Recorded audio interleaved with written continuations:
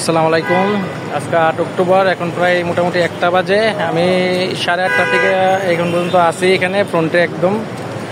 এই পর্যন্ত ভিসার খবর পাইছি প্রায় 5টা ভিসা পাওয়া, আগস্টেরই সবগুলা। 1টা 30 তারিখে যেটা আমরা ছবি তুলে পাঠাইছি, ভিডিও করে পাঠাইছি, ওইখানে একজনই রাজি হয়েছিল, আর বাকি তারা শুধু আগস্ট বইলে চলে গেছে। হয়তো এর বাইরে অনেক ভিসা হয়েছে, হয়তো কালেকশন কতজন আসছে এটা আমরা সঠিক বলা সম্ভব না। আর জমাও খুব একটা বেশি নাই, হয়তো 30টার মতন জমা নিচ্ছে। বাকিগুলা ইউকের ভিসা জমা দেওয়ার জন্য আসছিল। ইউকের ভিসাও পাইছে অনেকে, আর স্টুডেন্ট ভিসা অনেকগুলো পাইলো দেখলাম। ইটালি রিজেক্ট হইলো 2-3 জন। ইটালির স্টুডেন্ট ভিসা, ওয়ার্ক ভিসা এই 5টাই, ফ্যামিলি ভিসা ওই 3টা পাইছে দেখলাম সকালবেলা। এই হলো ফাইনাল আপডেট আজকে।